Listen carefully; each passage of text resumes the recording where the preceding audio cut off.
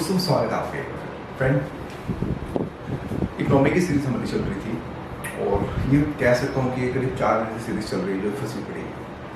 इसमें अभी तक हमने 5 चैप्टर्स अपलोड किए हैं, करीब मान के 50 वीडियोस के आसपास बने हैं। ये सीरीज़ ऐसी नहीं है कि 2 घंटे में 3 घंटे में पूरी सीरीज़ कंप्लीट करा दो। यहाँ पर मैं एक सीरीज़ के हिसाब से लेके चल रहा हूँ कि अगर एक बच्चा जो बिल्कुल बेसिक से जाना चाहता है तो वो सीरीज़ को समझ सके और एक इकोनॉमिक बेसिक अंडरस्टैंडिंग पता चल सके। क्योंकि जिस तरह से 2022 के अंदर क्वेश्चन अभी आए हैं तो हमें ये भी पता चलता है कि आपके कंसेप्ट के साथ साथ आपके फैक्ट्स भी जो है क्लियर होने चाहिए। मैं आप लोगों से तहे दिल से माफ़ी मांगता हूँ कि सीरीज़ में कंटिन्यू बीच में नहीं कर पाया। अब मैं शो करूँगा और अप्रॉक्स 60 डेज तक इसको सीरीज़ को कंप्लीट करेंगे क्योंकि हमारे साथ चैप्टर्स बहुत ज़्यादा हैं। ये हो सकता है 1 से 2 या 3 वीडियो के अंदर ही खत्म हो जाएगी। फिर इसके बाद मनी है, फिर मनी मार्केट है, फिर बैंकिंग है, टैक्सेशन है, सो ऑन ऐसे बहुत सारे टॉपिक्स हमारे जो चल रहे हैं 2022 के लिए और 23 के लिए। जैसे समझना 2023-24 के लिए हमारे ऑफलाइन प्रोग्राम हमारा दिल्ली इंस्टीट्यूट है, वहाँ पे हमारे मेंटरशिप प्रोग्राम चलता है, गाइडेंस प्रोग्राम चलता है, एक हॉस्टल फैसिलिटी दी जाती है और उसमें आपको टेस्ट पे सबसे ज़्यादा फोकस किया जाता है। आंसर राइटिंग और टेस्ट सीरीज पीटी की जो टेस्ट सीरीज होती है उस पर सबसे ज़्यादा फोकस किया जाता है और एक डिसिप्लिन के साथ स्टडी कराई जाती है। तो आप चाहें तो 9267929744 ये हमारा हेल्पलाइन नंबर है, आप इस पर इंक्वायरीज को दे सकते हैं। वहाँ पे आपको काश मिलेगा, मिस्टर काश, वो आपके सारे पे इसको रिजॉल्व करेगा। तो अभी तक हमने मुद्रास्फीति को समझा, अभी 2022 के पेपर एनालिसिस किया, एक क्वेश्चन इसमें से था इन्फ्लेशन को लेकर। तो क्वेश्चन बहुत ही कंसेप्चुअल था, अगर आप कोई किताब पढ़े तो नहीं हो पाएगा, आपको अपने दिमाग से सोचना पड़ेगा। तो इसी के जैसे ही सीरीज़ को मैंने इसी तरह से डिज़ाइन किया है कि ताकि आप लोगों की कंसेप्चुअल क्लैरिटी जो है आपकी बन सके। मानता हूँ थोड़ा स्लो धीरे चल रहा हूँ क्योंकि मेरे साथ ऐसे भी बच्चे हैं जो बिल्कुल जीरो है इकोनॉमिक में, ऐसे भी लड़कियाँ हैं जिन्होंने इकोनॉमी आज तक कभी पढ़ी नहीं है, तो उनको भी मज़ा आए, वो चीज़ें समझ में आए। इसके साथ साथ इसके जो नोट्स हैं आपको लिखने की कोई, अगर देखो आप हैंड रिटन नोट्स बना रहे हो उससे अच्छे कोई नोट्स नहीं होते, लेकिन थोड़ा लेजी हो या बिजी हो तो उसके सारे जैसी सीरीज़ कंप्लीट होती है तो हम उसके फिर PDF जो होती है हम उस पर टेलीग्राम अदरवाइज हिंदी में सर्च कर लीजिएगा, कुछ 42 सब्सक्राइबर्स हैं तो वहाँ पे आपको हम एक कम्युनिटी का पार्ट है, एक फैमिली की तरह है, वहाँ से आप देख सकते हैं। तो अभी तक हमने 2 लेक्चर्स देखे। पहले लेक्चर में हमने ये समझा कि मुद्रास्फीति एक्चुअल में है क्या, मतलब एक ब्रॉड डायमेंशंस को समझा, एक लेके गए कि क्या होती है मुद्रास्फीति। दूसरे लेक्चर में इसके इम्पैक्ट के ऊपर गए कि किसान पे क्या इम्पैक्ट पड़ेगा, दुकानदार पे क्या पड़ेगा, हम जैसे लोगों पे क्या इम्पैक्ट पड़ेगा, पॉजिटिव इम्पैक्ट क्या पड़ेगा, नेगेटिव इम्पैक्ट क्या पड़ेगा, ये सारी की सारी चीज़ें हमने देखी। राइट, इसी 2 सीरीज में क्यों, क्योंकि देखो जो स्टार्टिंग की जो 2 से 3 सीरीज होती है हमारी, ठीक है, आप ऐसे मान के चलें कि स्टार्टिंग के सिर्फ 2 या 3 वीडियोज होती है, वो बहुत ज़्यादा पावरफुल और बहुत ज़्यादा कंसेप्चुअल क्लैरिटी के साथ आगे बढ़ाती है। ये नहीं कि जो लिखा नहीं, मेरा बोर्ड में जस्ट आपको एक जरिया होता है कि थोड़ा इंटरेक्टिव हो सके, मैं तो बिना देखे भी पढ़ा सकता हूँ।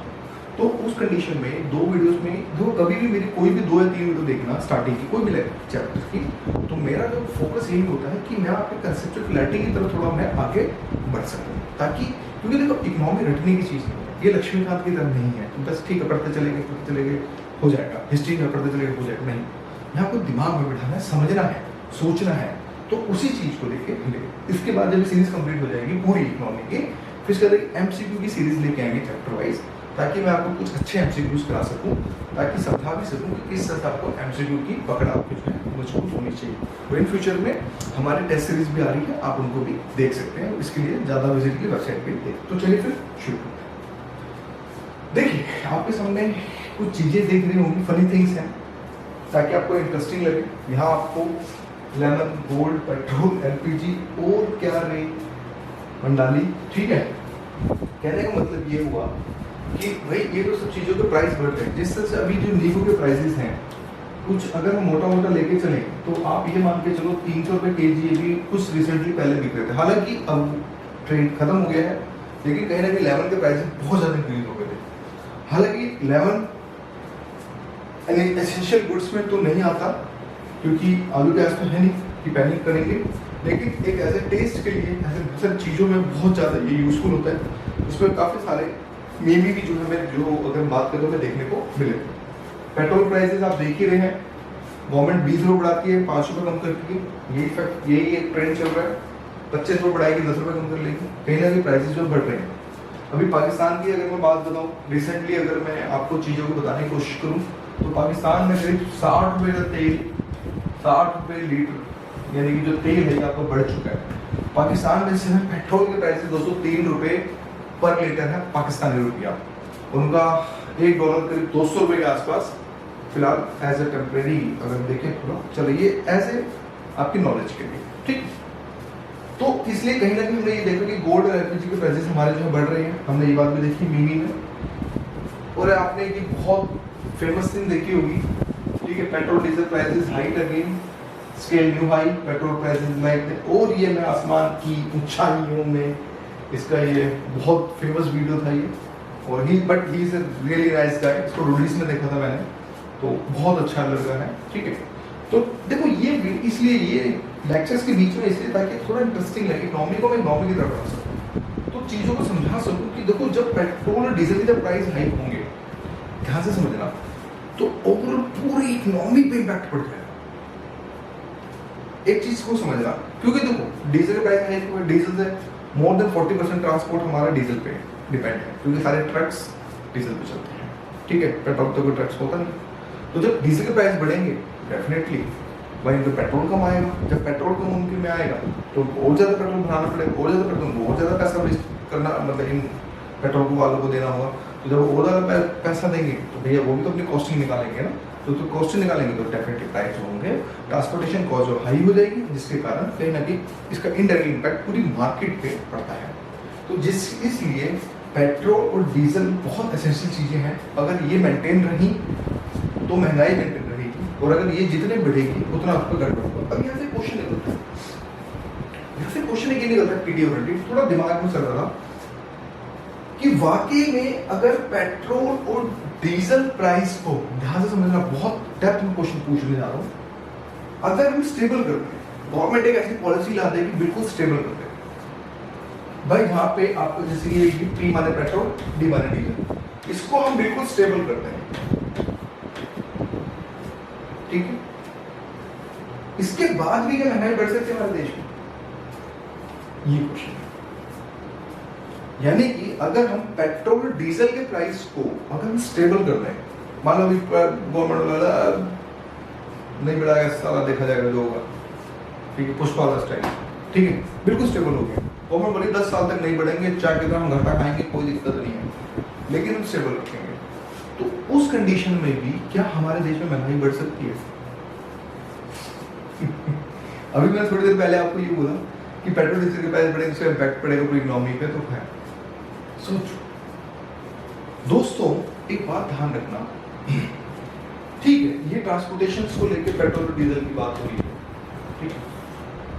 अगर किसी चीज की शॉर्टेज हो, देखो ऐसे सोचो, फॉर एग्जाम्पल मान लो लेमन के प्राइस, जो मैंने से पहले आपको ये वाली जो स्लाइड थी, यहाँ मैंने आपको लेमन दिखाया था, ठीक है। मान लो पेट्रोल और डीजल की प्राइस स्टेबल है, लेकिन लेमन की शॉर्टेज हो गई, प्राइस बढ़ेंगे नहीं बढ़ेंगे, तो उस कंडीशन में आपको एमसीक्यू लिखना होगा कि हाँ बढ़ सकते हैं। उस कंडीशन में आप क्या लिखेंगे कि हाँ जो प्राइसेस हैं बढ़ सकते हैं। देखिए ये किसी किताब में नहीं मिलेगा, भूल जाओ कि किताब है, मैं किताब रेड किया, बेसिक कॉमन सेंस अंडरस्टैंडिंग के हिसाब से मैं इकोनॉमी आपको समझा रहा हूँ, ताकि एक आम बच्चा भी समझ सके। इसी की जैसे लेमन का हुआ, क्या पता गेहूं की फसल खराब हो जाए उस साल। डीजल प्राइस स्टेबल है, डीजल प्राइस बिल्कुल स्टेबल है, लेकिन क्या पता पैदावार कम हो जाए, तो डेफिनेटली मांग बढ़ेगी, तो जब मांग बढ़ेगी तो डेफिनेटली प्राइस होंगे वो इंक्रीज होंगे। ये बेसिक लॉ है, ठीक है, मांग का अगर हम बात डिमांड लॉ ऑफ डिमांड इसको कहते हैं। तो यानी कि यहाँ आपने एक चीज नोटिस करी कि इनके प्राइस नहीं भी बढ़ रहे तो भी प्राइस बढ़ रहे। तो इट्स ऑल अबाउट इकोनॉमी, कि आपको ये भी ध्यान रखना है कि पेट्रोल डीजल से भी कुछ नहीं होता, हमारे पास एक चीज आती है जिसको हम बोलते हैं डिमांड एंड सप्लाई। इसका भी एक इम्पैक्ट बहुत बड़ा हमारे देश के अंदर रहता है। एक ये भी एक कारण है, इसके अलावा एक कारण क्या हो सकता है, टेस्ट का, आदत का, राइट। आदत कैसे, फॉर एग्जाम्पल दिल्ली के अंदर छोटी गोल्ड फ्लैग सिगरेट का नाम लिए बहुत चल रही है, मतलब हर एक तीसरा यंगस्टर पीता है।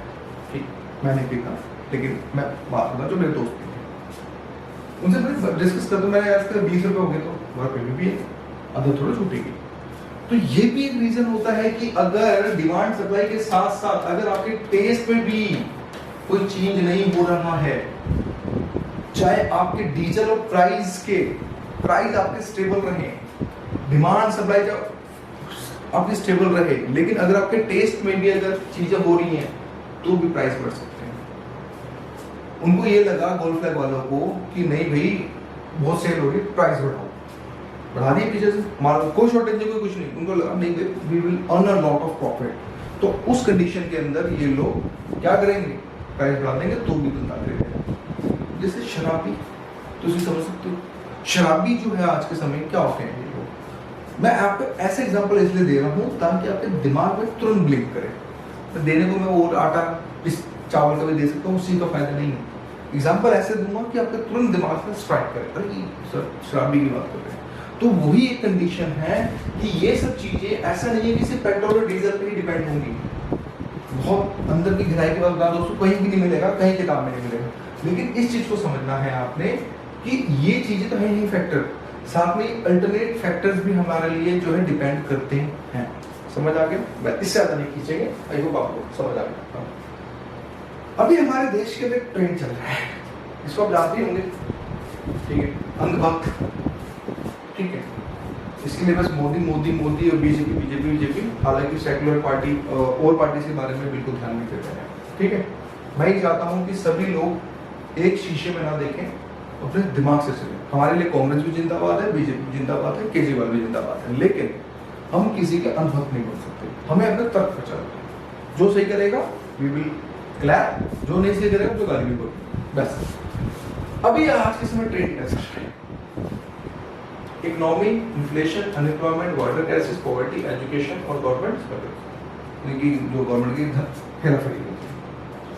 लेकिन अभी मीडिया में क्या चल रहा है, अगर प्राइवेट मीडिया की बात करें, ठीक है, प्राइवेट मीडिया में जब आप आज तक ले लें, ठीक है, जी न्यूज़ ले लें, आप इंडिया टीवी ले लें, आप और भी जो चैनल्स हैं, ठीक है, वो देख लें, oppositions, Muslims, Mughals, Pakistan, Hindu राष्ट्र, आरएसएस और मोदी, ठीक है। तो ये सब चीजें जो चल रही है आज के समय, अगर हम तो कहने का मतलब यहाँ पे यही हुआ कि मीडिया में आप अपनी अकल लगाएं, किसी की वीडियो अगर वायरल होती है तो ऐसा नहीं, उसको हमेशा 2 पॉइंट्स में सोचें, एक पॉजिटिव एक नेगेटिव। अंधी भक्ति किसी की नहीं करें, चाहे वो कांग्रेस हो, चाहे वो मोदी जी हो, चाहे वो केजरीवाल हो, किसी की कोई भी अंधी भक्ति नहीं करनी है, ये बात आप ध्यान से समझ लें। तो उस कंडीशन में अभी हमारे लिए ये चल रहा है, हमारे लिए क्या इंपॉर्टेंट है, इन्फ्लेशन। आप देखिए इंडिया के अंदर भी इन्फ्लेशन अगर देखें, जिस तरह से आपका रशिया और यूक्रेन का जिस तरह से कांड भी चल रहा है, वॉर इतना लंबा खींचे हुए सोचे थे कि एक हफ्ते में निपट जाएगा, लेकिन ये तो बहुत ज्यादा खींच गया। तो जिसके कारण क्या हो रहा है, इसके कारण ये हो रहा है कि जो मतलब बेसिकली अगर देखें रशिया के अंदर क्रूड ऑयल ज्यादा है तो सप्लाई पे इफेक्ट पड़ा है, और जिसके कारण प्राइसेस जो है इंक्रीज हो रहे हैं। तो ये सब चीजें मैं इसलिए दिखा रहा हूँ, ये नहीं कि जिस समय हमारा काम टॉपिक पढ़ाना नहीं है, आपको एक सच्चा एक देशभक्त भी बनाना है, ताकि आप अपने तर्क के ऊपर जो चीजों को लेके चलें। फिर दोस्तों बेसिकली लेक्चर यहाँ से स्टार्ट होता है। देखो अभी हमने मुद्रास्फीति के बारे में पढ़ा, अब समझते मुद्रास्फीति के प्रकार। मुद्रास्फीति माने इसको हम इंग्लिश में कहते हैं दोस्तों इन्फ्लेशन, ठीक है। हमें ये पता चलता है, देखो इन्फ्लेशन क्या होती है, 2 प्रकार की होती है, ऐसे समझो। एक होती है हमारी मांग जनित, ठीक है, मांग, और एक हमारी होती है लागत जनित, लागत जनित। इस 2 वर्ड को समझते हैं, ये क्या लिखा है।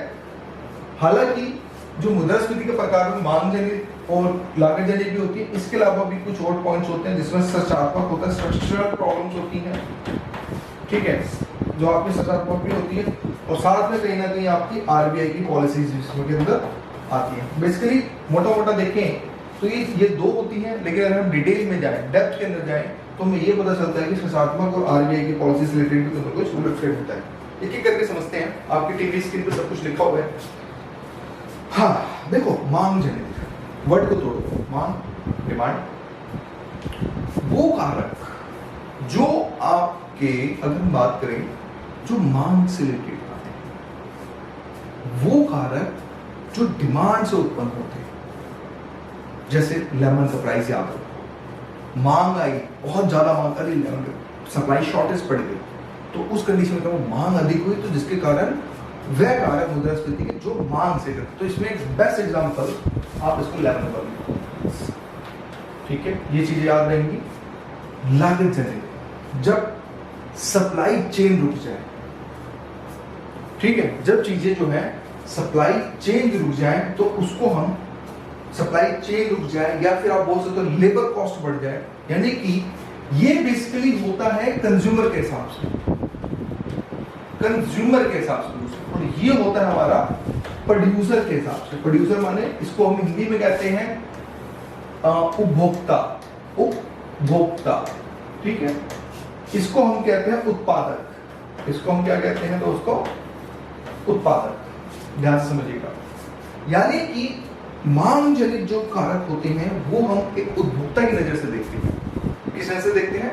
एक उपभोक्ता की नजर से। और एक जो लागत जनित जो कारक होते हैं वो हम अगर हम बात करें तो वो बेसिकली किससे देखते हैं? हम उत्पादक की नजर से देखते हैं। उपभोक्ता माने वो होते हैं जैसे हम जैसे लोग, हम किसी चीज को खाते हैं, ग्रहण करते हैं, तो हम क्या उपभोक्ता हैं। जैसे फॉर एग्जाम्पल मैं आपके लिए सप्लाई हूँ, आप मेरे लेक्चर्स देख रहे हैं, तो मैं उत्पादक हो गया, आप मेरे उपभोक्ता हो गए। आप ऐसे समझे। और भी चीज़ जैसे कि आप अमेजोन पे जाते हैं, आप शॉपिंग करते हैं, फ्लिपकार्ट पे जाते हैं, आप शॉपिंग करते हैं, तो जब आप शॉपिंग कर रहे हैं तो अमेजोन के लिए आप क्या होगे? उपभोक्ता। और अमेजोन क्या है? वो हो गया एक तरह से उत्पादक। हालांकि वो ट्रेडिंग करता है, वो एक कहानी अलग है, लेकिन इस तरह से आप अगर किसी दुकानदार पे जाते हैं, कोई सामान खरीदते हैं, तो उसके लिए आप क्या होगे? एक उपभोक्ता। लेकिन वो आपको सामान दे रहे हैं तो वो हो गया उत्पादक एक तरह से। मैं ये नहीं कह रहा खाता कर रहा है, लेकिन ट्रेडिंग कर रहा है तो व्हाट्सएप चीजें दे रहे हैं हम। ये तो कंसेप्ट समझ आया कि उपभोक्ता, ठीक है, उपभोक्ता और उत्पादन में बेसिकली हमारा क्या क्या फर्क जो हमें अगर हम बात करें तो हमें देखने को मिलता है। ये कंसेप्ट क्लियर हुआ कि उपभोक्ता और उत्पादक में क्या क्या फर्क होता है। क्योंकि देखो, जब तक आपके कंसेप्ट क्लियर नहीं होंगे मजा नहीं आएगा। इकोनॉमी में अगर कंसेप्ट क्लियर होंगे, इस लाइक मैथ्स में जब कंसेप्ट क्लियर होते हैं तो क्वेश्चन बनाने में बड़ा मजा आता है। उसी के जैसे इकोनॉमी के अंदर भी जब तक आपके ये सब चीजें अगर आपकी नहीं होंगी, तब तक आपको जो है कुल मिला के मजा बिल्कुल नहीं आएगा। तो मैं सिर्फ ये बोलूंगा कि देखो, मुद्रास्फीति में हमें 3 से 4 या 5 तरह के प्रकार भी दिखते हैं। वो अलग अलग क्लासिफिकेशन है, मोटा मोटा 2 ही होते हैं। एक होता है लागत, ठीक है, और एक होता है मांग जनित। यानी कि एक होता है लागत जनित, मांग जनित, मांग जनित या फिर लागत जनित के हिसाब से चीजों को जो है लेके चलते हैं। तो मेरे हिसाब से अभी इतना ही है, मुझे कहीं जाना भी है, तो अभी के लिए हम इस वीडियो को इतना ही स्टॉप करते हैं। फिर नेक्स्ट वीडियो में हम आगे बात करेंगे। सो आज वीडियो लेता है। Thank you for watching my video. I hope आपके बेसिक्स क्लियर हो गए होंगे।